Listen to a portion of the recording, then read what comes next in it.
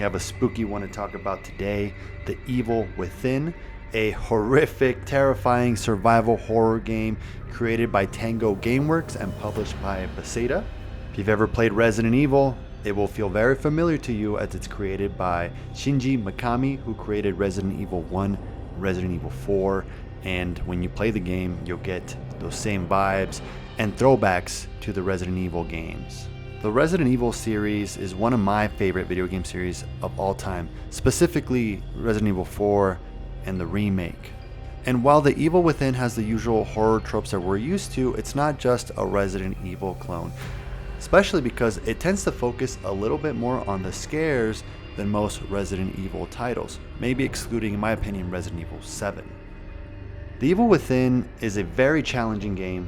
It's extremely violent and also has a bit more focus on sneak elements, where I would compare it to games like Manhunt, where you can use sneaking to attack enemies, not just hide around all the time. And today we're going to go over the gameplay of The Evil Within, the story, the graphics and sound, my verdict on the game, and also this game's been on the news lately because Microsoft, who owned Tango Gameworks, has shut them down, which a lot of controversy with Microsoft and closing down some developers that have made some really amazing games, including The Evil Within. So get strapped in, be ready to yell in terror, and lose some sleep as we go over one of the most underrated horror games of all time. Got my harpoon shot out. Whoa. Shit, I better run. The Evil Within combines scares, gunplay, stealth, epic set pieces to make a very visceral and challenging game. The Evil Within has your standard third-person guns that you usually see, your pistols, your shotguns, your snipers, grenades. Then it throws in the Agony crossbow, which was my favorite weapon to use, as you can create different bolts that are good against certain enemies or situations. Then the other big element of The Evil Within is using stealth, and that was my favorite part of the game, is using the environment to dwindle down your enemies and conserve ammo. When your plan works out of stealthily working through the environment, it's the best feeling, and that was my favorite aspect of the gameplay. In addition to that, there are some gory but easy puzzles. But another big part of the gameplay is traps. There's a bunch of traps laid out in The Evil Within, and the cool thing is you can go up to them, disarm them to get parts for making bolts for your crossbow, or even leaving them out and guiding enemies to them to use the traps against them. A way to do that is to use items in the environment, such as bottles, to throw and make noise and make enemies go towards that direction. There's axes that allow you to get one hit kill.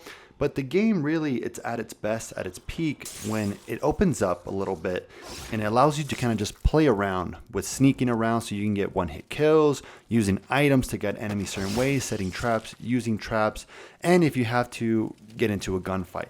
That's where the game, it's at its peak. In the beginning, you get to a village a la Resident Evil 4, and you get to explore the map and use traps, run around, pick the way you want to navigate. There's even a little chainsaw boss there too.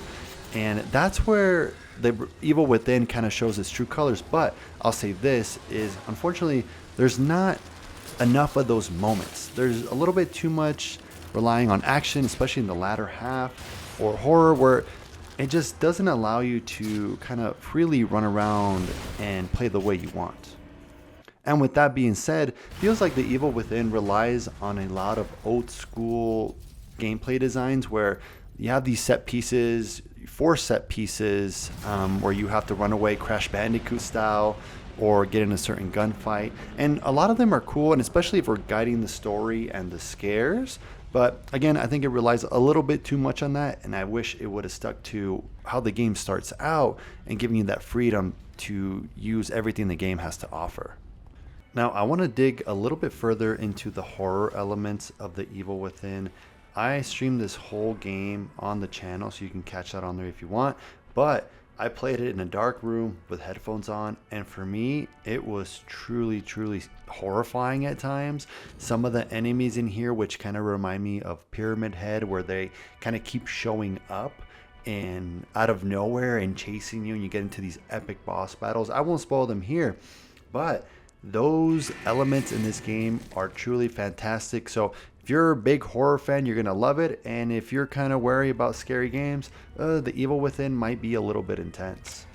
To counter those scares, The Evil Within has probably one of the best safe rooms I've ever seen in any video game.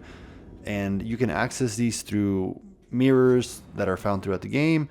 And in here, you can find clues for background of your main character or what's happening with the story. You can find lockers that have special keys that you can find in the main game in order to get bonuses, such as stuff to level up, which we'll get into here in a minute, or just more ammo and health items for you as well. And upgrading your character is a super important part of The Evil Within. You'll find that green ooze brain gel essentially that you can use to upgrade your abilities, such as your health, your sprint gauge, your weapons, your damage that you're doing, how much you can carry of a certain item. So it'll branch out for every individual how they want to level up their character. But I love that piece of the game, and the gel is an interesting way to level up your character. Something that took me by surprise is how challenging this game is. And a lot of the challenge for me came from moments where it was scripted or set pieces that you had to do something very specific, and I would die over and over and over again, which could get frustrating. But for the main gameplay, it wasn't too bad. But some of these boss battles can ask for very specific things, and it can be a little bit frustrating at times. Last thing I want to touch on regarding the gameplay is just the length of the game. The game took me a little over 16 hours to beat my first time around, and I would say that the latter half of the game starts to get a little bit weaker, and like a lot of survival horror games, starts to rely a lot more on action. It really picks up in the last couple chapters, like the last two, and the final boss battle is super epic, and it really starts to pick it up again. But overall, I still love the whole game, but I would say the first half of the game is definitely stronger than the latter half. Now, before we get into the story, I wanted to say one thing. Normally when I do a review like this and I play a game for the first time, I try to avoid looking at reviews that other people have done, because I want to make sure that my videos have my thoughts and my ideas and my feelings of the game, and not a preconception that someone else put in my head. And I actually did look up what people thought of The Evil Within, mainly because I knew that it wasn't the most critically acclaimed game out there. And it appears that the biggest reason for that is the story from this game and its characters. And it seems that that's the reason why The Evil Within isn't really considered in that top echelon of horror games. Now, for me personally, I have to say that I actually enjoyed the story, and I was quite invested from really early on, especially the characters. I loved our protagonist, Sebastian. He's a little bit quiet, doesn't say enough. I wish we would get more about his background. But there are pieces here or there in the story. But I personally liked the characters. I liked Joseph, our partner, Kidman, and the antagonist, Rubik. I thought everyone was awesome and fit what they were trying to go for in this game. Now, where I do agree with others is, yes, the story is quite convoluted, confusing, and it doesn't really explain that much. At least for me, like I said, I was quite invested from early on, especially because I wanted to find out what the heck was going on. And now, look, there is an Evil Within 2, and I plan to play that, so hopefully I get some answers there. But in the end, I wasn't quite satisfied with what I found out and where it took the story. The gameplay and how it ended was cool, but in terms of what I wanted to know, I didn't quite get there. But The Evil Within starts out with your main character, who's a detective, Sebastian Castellanos, who's there in a cop car with his partners, and they're going to a crime scene at a hospital, and that's all you know to start out. And you get to the hospital, and it's a total bloodbath in there, and the game and the story gets wild right away. You see the main antagonist just murdering people, and essentially you start questioning what's real, what's not real, and it's very confusing for your main character, for yourself, and that's kind of how the story flows. Is you'll be walking down a hallway somewhere, and all of a sudden, boom, you'll get flown out, and you're now in a different location in a scary scenario, and that uncertainty is a big part of the plot and the gameplay. And as soon as you get to the hospital and see what the heck is going on, that there's this guy murdering all these people who looks like he has like powers, right, that are not from this world, the whole city you're in starts getting destroyed, and you escape with your partners and a doctor and a mental patient.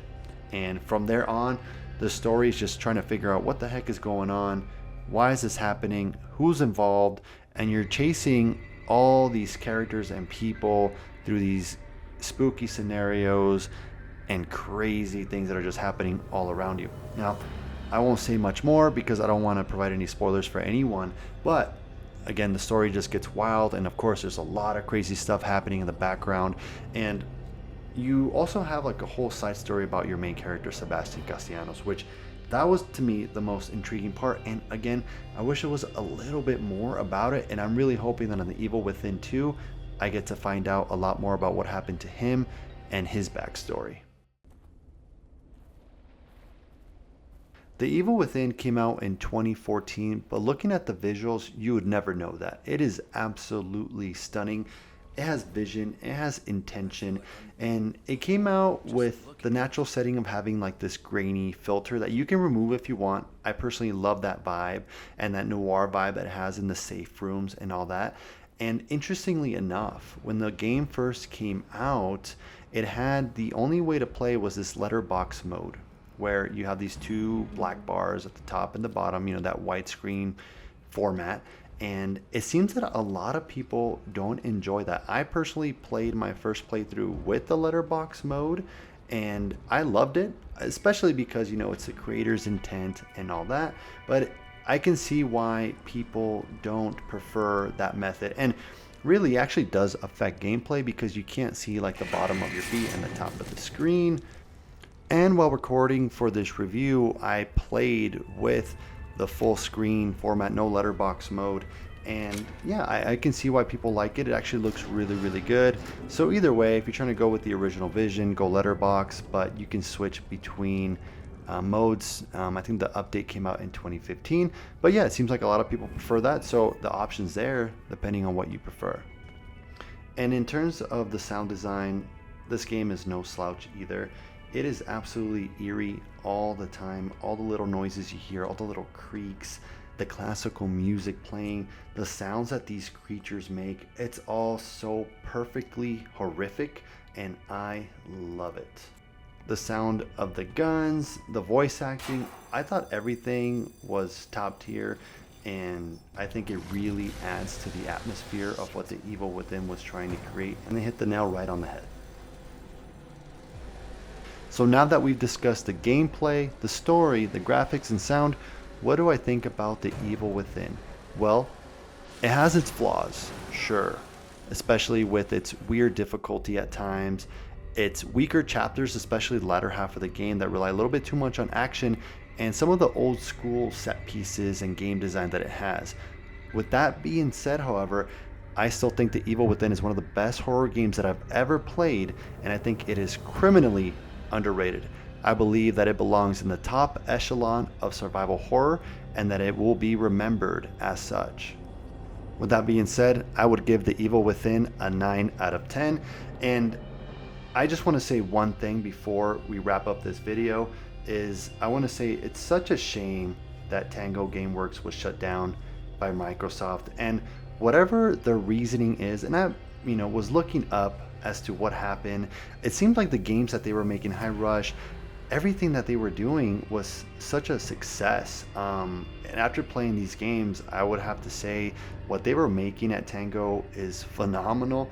And it's so sad to see them shut down, because I feel like in gaming, that's what we need to push for, is those developers that are making these amazing creations, and that's what we have to fund and push for.